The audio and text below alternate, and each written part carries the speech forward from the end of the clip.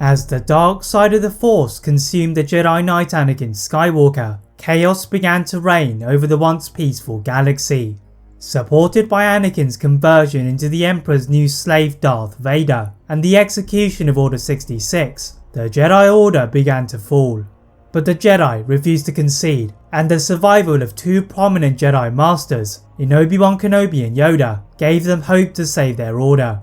Rescued by the Senate of Alderaan Bail Organa, the Jedi firstly returned to the Jedi Temple and recalibrate the security station's beacon to ensure no other Jedi fell into the trappings of the Empire. But as Master Kenobi learned of the terrible truth of his fallen apprentice, Yoda made a critical decision, choosing to divide them in a bid to stop both Palpatine and Vader. The Jedi obeyed the Grandmaster, heading off to the apartment of Padme Amidala, and despite her reluctance to share the location of the fallen Jedi, Obi-Wan managed to make it to the lava planet of Mustafar. Filled with his lust for power, Vader choked Padme, falsely believing she had joined Obi-Wan, and with little choice, the Jedi Master has to ignite his blade. The former Master and apprentice battle in a ferocious duel, fighting through the mining complex of the planet's surface. Obi-Wan saw a chance to get the upper hand, and leapt from his mining platform and onto the lava bank, declaring the battle to be over due to the advantage of his elevated position. But instead of Vader ignoring his warning and jumping to the loss of his limbs, what if he had told his master that the low ground was superior? Could Vader have preserved his limbs, the loss of which limited his movement? Would Obi-Wan be able to survive?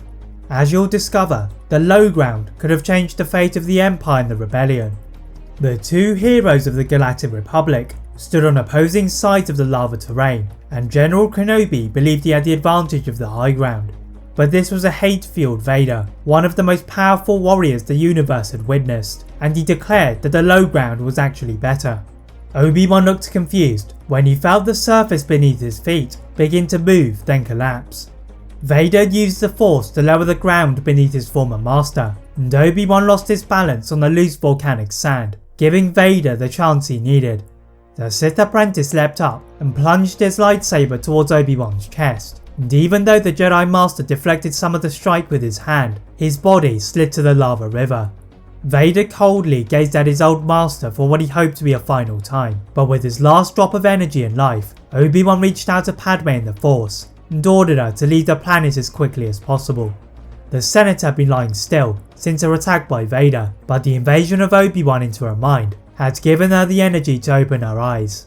Her loyal droids noticed her movement from close by, and R2-D2 helped C-3PO carry Padme. The astromech then went to the front of the ship and took off before Vader could return. Just as they leave the planet's atmosphere, the hologram of Bail Organa flickered in front of the droid and asked to join him and Yoda on the asteroid colony of Polis Massa. R2-D2 safely steers the ship to its destination, and the Senator arrived to carry Padme inside of the medical station. Also in the facility, Yoda had been meditating in his attempts to find the former Jedi Master Qui-Gon when he sensed Obi-Wan in pain.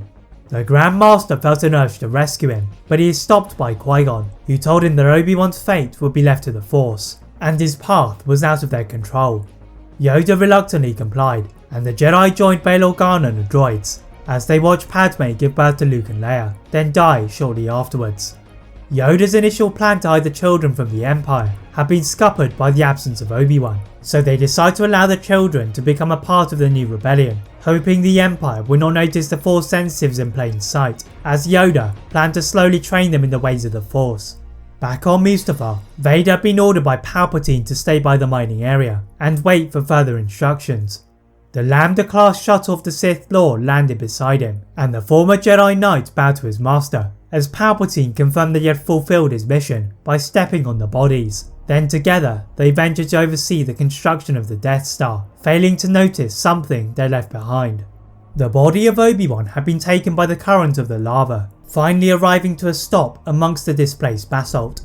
From a nearby fortress, the remaining members of the Black Sun walked to the body and realised this had been the person the Maul had been obsessed by, and decided to reach out to their leader.